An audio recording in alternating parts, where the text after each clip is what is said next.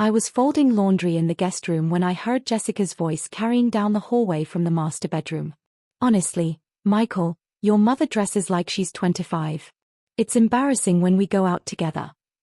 I paused, holding one of my blouses. It was a simple navy piece with small flowers, nothing inappropriate for a 68-year-old woman, or so I thought. What do you mean? My son Michael's voice drifted back. I mean she needs to dress her age.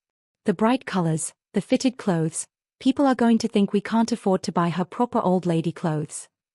I continued folding quietly, having learned over the past 2 years that eavesdropping was the only way to know what my daughter-in-law really thought of me. She looks fine, Jess, Michael said, but his voice lacked conviction. Fine? Michael, she wore that red sweater to dinner last week. Red. At her age. And those jeans. God, she thinks she's some kind of trendy grandmother. It's pathetic. I looked down at the red sweater in question. My husband Robert had bought it for me just before he died. Said it brought out the color in my cheeks and made me look vibrant. I'd worn it to dinner because it made me feel close to him. Maybe you could talk to her. Jessica continued. Suggest some more appropriate clothing? Beiges, grays, loose fits. Things that won't draw attention. I don't know, Jess.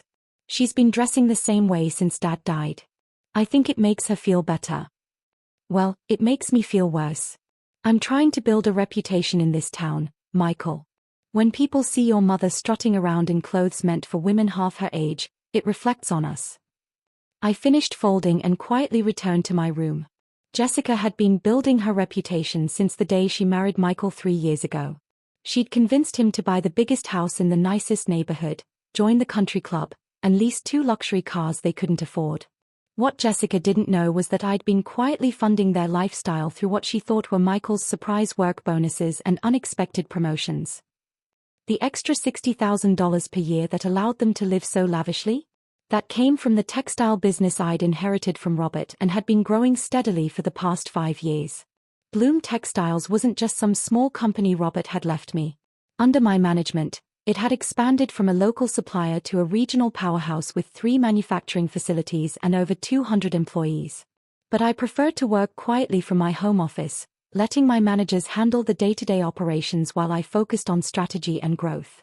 Jessica assumed I was just a lonely widow living off Social Security and life insurance money. She had no idea that the consulting work I occasionally mentioned was actually running a multi-million-dollar business. The next morning, I woke to find Jessica in my closet, scissors in hand, standing over a pile of fabric scraps that had once been my clothes. What are you doing? I asked, my voice barely a whisper. Jessica turned around, holding up the remnants of my red sweater. I'm helping you transition to more age-appropriate clothing. I stared at the destroyed sweater, Robert's last gift to me, now cut into unrecognizable pieces. You cut up my clothes. I'm doing you a favor, Jessica said matter-of-factly. You were embarrassing yourself and us. Now you'll have to buy clothes that actually suit a woman your age. I picked up pieces of the red sweater, my hands shaking. This was from my husband. Your dead husband, Jessica corrected. It's time to move on. Stop clinging to the past and start dressing like the old woman you are. She held up the scissors and pointed them at the remaining clothes in my closet. I was going to do the rest tomorrow, but since you're awake, let's finish this now. Jessica, please don't. Dress your age, old hag, she snapped. These clothes are ridiculous on someone like you. Bright colors, fitted styles, you look desperate. Like you're trying to attract men at your age. It's disgusting.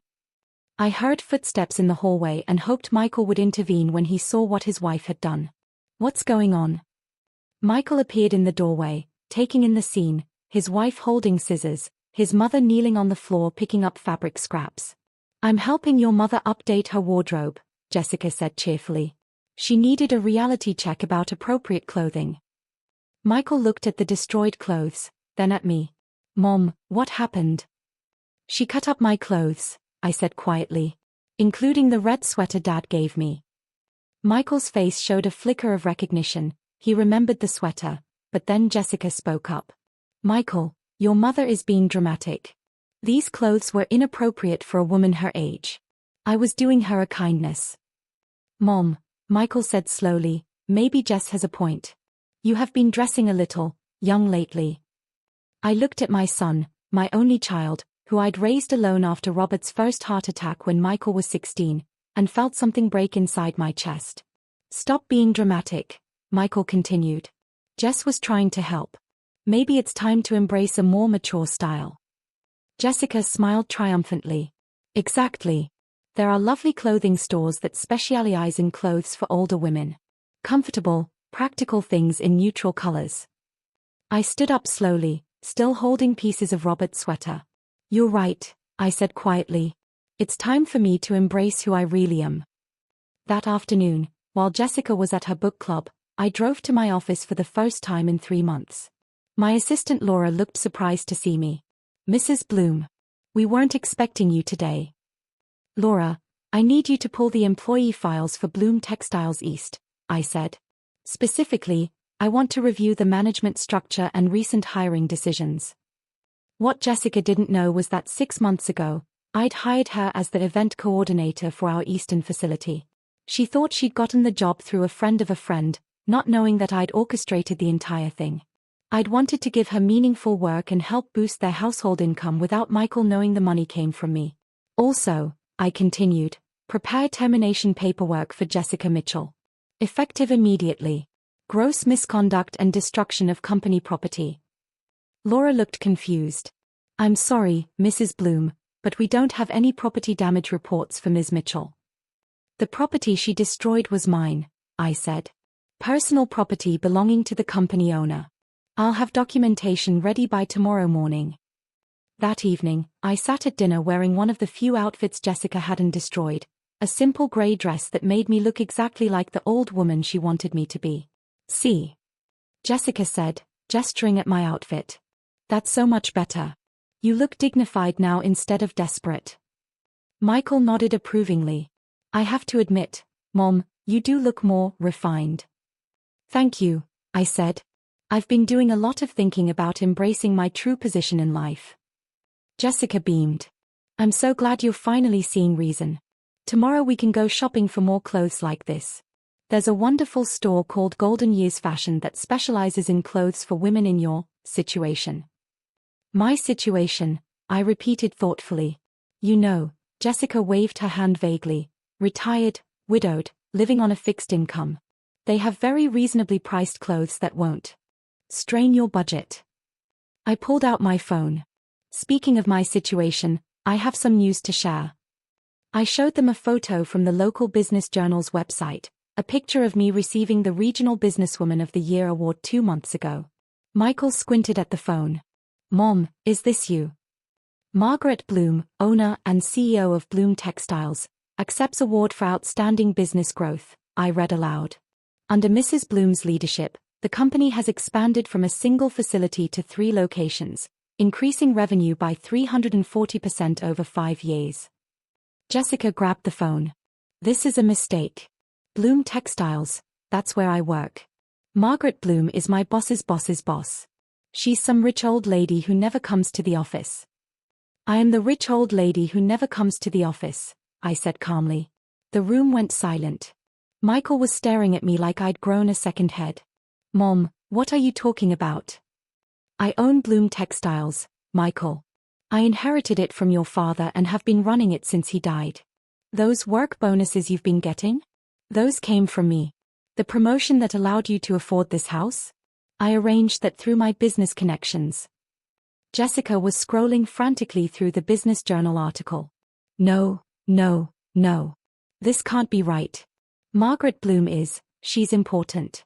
She drives expensive cars and wears designer clothes and apparently dresses inappropriately for her age, I finished. According to you. I pulled out another document, Jessica's employment file from Bloom Textiles. Jessica Mitchell, event coordinator, Eastern facility. Hired 6 months ago. Salary, $45,000 per year. Jessica snatched the file. How do you have my employment records? Because I'm your employer, I said simply. Or rather, I was. I pulled out a pink slip from my purse and placed it on the dinner table. Jessica Mitchell, you are hereby terminated from Bloom Textiles, effective immediately. Reason, destruction of company property and hostile behavior toward company ownership. Jessica stared at the termination letter. You can't fire me for cutting up your clothes. That's not company property. Actually, it is, I said. As majority owner of Bloom Textiles, any property belonging to me is considered company assets for insurance and legal purposes. You destroyed approximately $800 worth of my personal clothing, including irreplaceable items with sentimental value. Michael was reading the termination letter over Jessica's shoulder. Mom, this is insane. You can't fire your own daughter-in-law. I can fire employees who engage in destructive behavior and show disrespect to company leadership, I said. Jessica has spent 2 years telling me I dress inappropriately for a woman my age, not knowing that my inappropriate clothing choices have been featured in 3 business magazines as examples of how modern professional women can maintain style and confidence at any age. I pulled out my tablet and showed them photos from various business events, me in the red sweater at a charity gala, in colorful blouses at board meetings, in fitted dresses at industry conferences. These clothes you destroyed weren't just personal items, I continued. They were my professional wardrobe. The red sweater alone has been photographed at 6 major business events this year. Jessica was crying now. I didn't know. How was I supposed to know? You weren't supposed to know my net worth before deciding whether to treat me with respect, I said. The fact that you treated me like garbage when you thought I was poor tells me everything I need to know about your character. Michael was frantically reading through documents. Mom, how much is the company worth? Current valuation is approximately $12 million, I said. Annual revenue last year was $8.7 million. Jessica made a choking sound. $12 million. Which means, I continued, that when you called me an old hag who needed to dress my age, you were insulting a woman who employs 200 people and generates enough revenue to support this entire neighborhood. I stood up and gathered my documents. Jessica, your final paycheck will be mailed to you minus deductions for the destroyed property. You have 1 week to remove any personal items from your office. Please, Jessica sobbed. I'm sorry. I didn't mean it. I was just trying to help. You were trying to humiliate me, I said. You succeeded. But now you'll learn what it feels like to lose something important to you. Michael grabbed my arm. Mom, please. Jess made a mistake, but we can fix this. She'll apologize, buy you new clothes, whatever you want. What I want, I said, is for my family to understand that respect isn't based on what someone appears to be worth financially. I've been supporting your lifestyle for years while your wife treated me like a burden. I walked toward the door. The monthly payments you've been receiving will stop immediately. The car leases I've been covering are now your responsibility. And Jessica's $45,000 salary that was helping you afford this house? Gone.